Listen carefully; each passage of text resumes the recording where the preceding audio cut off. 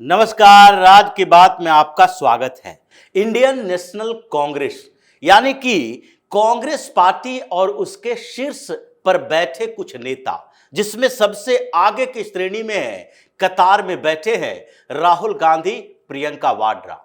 और इन दोनों ने संसद से लेकर सड़क तक ऐसी स्थितियां पैदा कर दी है जिसके कारण कांग्रेस के अंदर गुजरात में होने वाले अधिवेशन से पहले विस्फोटक स्थिति पैदा हो गई है। संसद में जिस तरीके से राहुल गांधी और प्रियंका वाड्रा ये दोनों ने प्रोटेस्ट किया और केरल के मुद्दे पर, मनरेगा के मुद्दे पर प्रोटेस्ट किया, उसने कांग्रेस की एक बड़ी पोल खोल दी कि देखो, राहुल गांधी और प्रियंका वाड्रा अगर संसद में कांड पर कांड करता रहेगा तो क्या सारे के सारे कांग्रेस के सांसद उनके साथ चलने के लिए मजबूर हैं। और इसी बात को लेकर कांग्रेस में विस्फोटक स्थिति पैदा हो गई है। मुद्दे अपनी जगह है और पार्टी का नेतृत्व का अपना नजरिया अपनी जगह है। और यही देखने को मिला जब प्रियंका वाड्रा ने प्रोटेस्ट की शुरुआत की संसद परिसर के अंदर, और वहां केरल में मनरेगा के लिए ज्यादा पैसे देने की मांग की। पहले भी प्रियंका वाड्रा केरल के मुद्दे पर आगे आ चुकी है। वो चिट्ठी लिख चुकी है प्रधानमंत्री को, गृह मंत्री को। वो चिट्ठी इस बात के लिए भी लिख चुकी है कि वायनाड में जो पिछले बार त्रासदी आया था उसमें केंद्र सरकार ने जो पैसे दिए थे वो अनुदान करार दे दिया जाए, न कि उसे लौटाने की जरूरत केरल सरकार को हो। यानी केंद्र सरकार की तरफ से खजाना खोल दिया जाए केरल के लिए। कांग्रेस वहां पर बैठकर पीएफआई, एसडीपीआई और साथ ही मुस्लिम लीग के तुष्टीकरण की राजनीति करते रहे। वहां मौलानाओं के साथ मिलकर केंद्र सरकार के खिलाफ, देश के खिलाफ एक साजिश रचती रहे और वामपंथियों के साथ मिलकर डुगडुगी बजाकर नारेबाजी करके प्रोटेस्ट का तरीका अपनाता रहे। और सारे के सारे नेता कांग्रेस के देखते रहे, ऐसा नहीं होगा। इसलिए प्रियंका वाड्रा जब प्रोटेस्ट के लिए पहुंची तो केरल के भी सारे सांसद उनके साथ नहीं थे, दूसरे राज्यों की तो बात ही छोड़ दीजिए। इसलिए वो 5-6 सांसदों के साथ वहां पहुंची। लेकिन एक बात थी कि उसमें राहुल गांधी बाद में जुड़े, लेकिन उससे पहले शशि थरूर भटकते हुए पीछे आकर खड़े हो गए, क्योंकि सवाल केरल का था और शशि थरूर भी केरल से ही सांसद हैं, केरल से ही राजनीति करते हैं। इसलिए उनकी एक मजबूरी थी, वो पीछे की कतार में खड़े होकर नारेबाजी तो नहीं कर रहे थे, लेकिन एक इनडायरेक्ट सपोर्ट करते हुए नजर आए, ताकि आगे जब कांग्रेस में सेंधमारी की बारी आए तो केरल के नेता ये न कह सके कि जब दिल्ली में हमारे मुद्दे पर प्रोटेस्ट किया जा रहा था तो उस समय आप कहां थे। हालांकि कांग्रेस के अंदर विद्रोह है, कांग्रेस के अंदर विस्फोटक स्थिति है। 4-4 राज्यों में कांग्रेस टूट के कगार पर है। किसी राज्य में कांग्रेस में स्थिरता नहीं है। चाहे जहां चुनाव होना हो उन राज्यों की स्थिति देखिए, या फिर जहां चुनाव हो गया हो, सरकार है, उन राज्यों की स्थिति देखिए। हर जगह और कांग्रेस में गुटबाजी इतनी चरम पर पहुंच गई है कि आपस में ही नेता लड़ रहे हैं, वो कभी भी बाहर जा सकते हैं। और इसी बात को लेकर संसद के अंदर जो आजकल स्थिति कांग्रेस की है उसमें 43 ऐसे सांसद हैं जिन्होंने राहुल गांधी, प्रियंका गांधी के ये कांड से अपने आप को कांग्रेस से अलग थलग कर लिया है। ये बगावत की तैयारी कर रहे हैं कि संसद के अंदर आपके एजेंडों पर हम नहीं चलेंगे, अगर चल लिए तो फिर आगे चलकर हमारा राजनीतिक भविष्य पर प्रश्न चिन्ह खड़ा हो जाएगा, हम फिर चुन कर नहीं आ पाएंगे। अभी कांग्रेस की संख्या 99 है और ये सांप सीढ़ी के खेल में अगली बार की स्थिति जो दिखाई पड़ रही है उसमें तो कांग्रेस की संख्या 9.9 हो जाए, 10-11 पर अटक जाए, ये कोई बड़ी बात नहीं है। क्योंकि पिछले बार के मुद्दों से ज्यादा बड़े मुद्दे भारतीय जनता पार्टी लेकर आ रही है। और एक एक राज्य में जैसे कांग्रेस का सफाया होता जा रहा है, दिल्ली से महाराष्ट्र तक, हरियाणा तक, हर जगह पर जो स्थितियां पैदा हुई है उससे तो यही लगता है कि आगे जब लोकसभा का चुनाव होगा तो कांग्रेस दहाई का आंकड़ा पार कर ले, यह भी बड़ी बात होगी। क्योंकि राहुल गांधी तो इस बार चुनाव नहीं जीतने वाले हैं उत्तर प्रदेश से। ये अलग बात है कि वो केरल की तरफ बढ़ने की कोशिश करेंगे फिर से, जैसे पिछली बार वायनाड से भी चुनाव लड़ा था और बाद में वो सीट खाली करके प्रियंका वाड्रा को दे दिया। लेकिन केरल में जो कांग्रेस की स्थिति अभी पैदा हुई है, उससे लगता है कि इस बार कांग्रेस वहां 1 या 2 सीटें से ज्यादा लोकसभा में नहीं ला पाएगी, इसलिए प्रियंका वाड्रा ज्यादा एक्टिव नजर आ रही हैं। एंटी इनकम्बेंसी जैसे वामपंथी पार्टियों के लिए केरल में चल रहा है और जिस तरीके की दावे किए हैं राजीव चंद्रशेखर ने कि हम तब तक केरल में ही बैठे रहेंगे जब तक कि केरल में भारतीय जनता पार्टी की सरकार न बना ले, और इसके बाद जो संगठन में सुधार हो रहा है भाजपा का, उससे तो यही लगता है कि स्टेट गवर्नमेंट को लेकर जो एंटी इनकम्बेंसी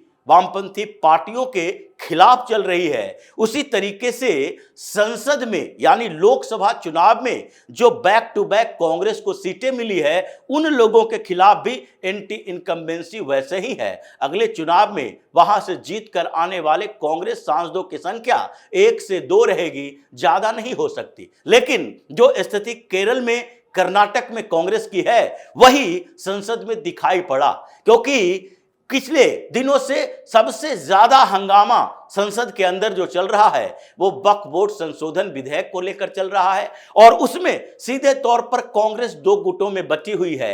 एक वो जो मौलाना गैंग के ये पूरे के पूरे साजिश में शामिल हो चुके हैं, उनकी लॉबिंग का हिस्सा बन चुके हैं, और दूसरे वो जो ये चाहते हैं कि वक्फ बोर्ड पर जो पूरे देश में सेंटीमेंट पैदा हुआ है, उस सेंटीमेंट का हम विरोध न करें, उसके खिलाफ न जाएं। यानी वक्फ बोर्ड संशोधन विधेयक पर कांग्रेस यानी राहुल गांधी प्रियंका वाड्रा के स्टैंड के खिलाफ जाएं। उसमें 43 सांसद ऐसे हैं जो हिंदुत्व की बात करते नजर आ रहे हैं, राहुल गांधी या प्रियंका वाड्रा के प्रोटेस्ट से अपने आप को अलग रखे हुए हैं। ये पंजाब से लेकर केरल तक के हैं। केरल, पंजाब, कर्नाटक, बिहार, हर जगह के सांसद जिसमें गैर मुस्लिम सांसद है, यानी हिंदू हो या फिर क्रिश्चियन हो, ये सब के सब राहुल गांधी और प्रियंका वाड्रा के एजेंडे के खिलाफ है। जैसे केरल की ही बात है, ये वक्फ बोर्ड पर जो राहुल गांधी का स्टैंड है, जो कांग्रेस का स्टैंड है, उसके खिलाफ केरल में कांग्रेस के नेता खुलकर सामने आ रहे हैं। केरल में जो क्रिश्चियन कम्युनिटी के कांग्रेस लीडर हैं, वो भी वक्फ बोर्ड के मुद्दे पर राहुल गांधी को बार बार चेतावनी दे रहे हैं। हालांकि राहुल गांधी को लगता है कि केरल में मुसलमानों का वोट लेना है, तो इसके लिए जरूरी है कि हम किसी तरीके से वक्फ बोर्ड संशोधन विधेयक का विरोध करें। लेकिन वहां पर जो हिंदू सांसद है, किसी वेणुगोपाल की बात नहीं करेंगे, क्योंकि ये कोई सांसद नहीं है, बल्कि राहुल गांधी द्वारा बनाए गए सांसद, बनाए गए नेता है। ये गढ़े गए हैं, ये सिलेक्ट किए गए हैं, इलेक्टेड नहीं है। इसलिए इन लोगों को तो चमचागिरी करनी है, ये कभी भी बागी नहीं हो सकते, विद्रोही नहीं हो सकते। लेकिन ऐसी स्थिति हो गई है कि जो कर्नाटक से आग लगी मुस्लिम रिजर्वेशन को लेकर, जिसके कारण संसद में हंगामा हुआ और उसमें मल्लिकार्जुन खड़गे की बेइज्जती हुई। खड़गे के साथ राज्यसभा में भी कांग्रेस के सांसद नजर नहीं आए, और उसके बाद ये लोग जाकर मिले। जगदीप धनखड़ ने दोनों को बैठक बुलाई, जेपी नड्डा भी गए, मल्लिकार्जुन खड़गे भी गए, और वहां पर दोनों से यह बात की कि आखिरकार प्रोसीडिंग का तरीका क्या होना चाहिए, और ये तरीकों में अगर आपके पार्टी के नेताओं ने संवैधानिक तरीके से इस मुद्दे को उठाया है, तो क्या भारतीय जनता पार्टी इस मुद्दे को संसद के अंदर चर्चा के लिए नहीं रख सकती? इस पर काफी देर तक बहस चली, लेकिन मल्लिकार्जुन खड़गे के सपोर्ट में राज्यसभा सांसदों में कांग्रेस के सारे सांसद नहीं थे। उसी तरीके से लोकसभा में भी यही स्थिति दिखाई पड़ रही थी। और अभी जो मौजूदा स्थिति है, कर्नाटक में डीके शिव कुमार ने एक एक करके पॉइजन देने की कोशिश शुरू कर दी है। यानी कि वो राहुल गांधी के मुद्दे, कर्नाटक के मुद्दे, सबको मिलाकर कांग्रेस के अंदर एक बगावत पैदा करना चाहते हैं कि हम वही मुद्दा उठाएंगे जो आप पहले से उठा रहे थे, लेकिन वो साइलेंटली आप बात करते थे, हम खुलकर बात करेंगे। कांग्रेस के हिंदू सांसद कर्नाटक के अंदर जो हैं, वो भी इस बीच थोड़ी बगावत वाले सुर दिखाई पड़ रहे हैं उनके, और उसी तरह केरल में है, उसी तरीके से बिहार में भी दिख रहा है। बिहार में कोई अच्छी स्थिति कांग्रेस की नहीं है। चुनाव होने वाले हैं और चुनाव से पहले ही जो स्थितियां कांग्रेस के अंदर है, चाहे कन्हैया कुमार को लीडर बनाने को लेकर हो या फिर वहां पर सीटों के लिए नेगोशिएशन को लेकर हो, कांग्रेस के नेता खुश नहीं हैं और विस्फोटक स्थिति वहां भी होने वाली है। लेकिन इस बीच जो इन लोगों ने अहमदाबाद में अधिवेशन की तैयारी की है, गुजरात में अधिवेशन होगा कांग्रेस का, और वहां उसी तरीके से जैसे उदयपुर में हुआ था, सारे मुद्दे डिस्कस हुए, उसके बाद डस्टबिन में डाल दिए गए, वैसे ही डस्टबिन में डाल दिए जाएंगे। लेकिन उससे पहले कांग्रेस के कुछ नेता इस बात की तैयारी कर रहे हैं कि वहां जो मुद्दे उठाए जाएंगे उसमें अब हमारा मुद्दा ही होना चाहिए।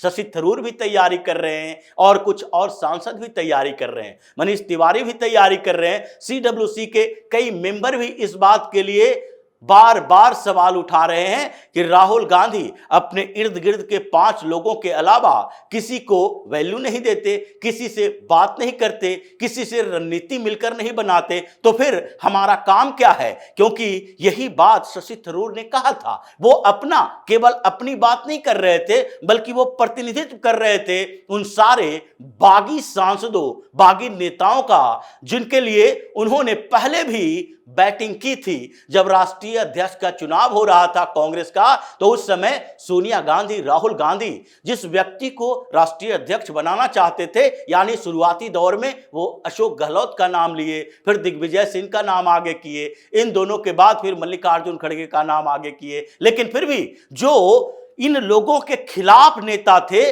उन लोगों ने शशि थरूर को आगे बढ़ाया था, और शशि थरूर आज भी उन्हीं लोगों का प्रतिनिधित्व कर रहे हैं जो कि 1100 से ज्यादा है। 1100 वोट शशि थरूर को मिले थे सोनिया गांधी के खिलाफ, और आज भी वो सोनिया गांधी, राहुल गांधी के पक्ष में नहीं है। वो एक मौका देख रहे हैं, इसलिए अभी संसद के अंदर विस्फोट है, कांग्रेस के संगठन में विस्फोट है, और राहुल गांधी, प्रियंका गांधी के इन कांडों से जो स्थितियां पैदा हुई है, लगता है कि गुजरात के अहमदाबाद में होने वाले अधिवेशन से पहले कांग्रेस में एक बड़ा विस्फोट होने वाला है। तो इसी तरह की खबरों के साथ फिर से हाजिर होंगे, तब तक के लिए बने रहिए हमारे साथ और देते रहिए हमें सहयोग, ताकि इसी तरह की खबर हम आपके लिए लाते रहें। धन्यवाद।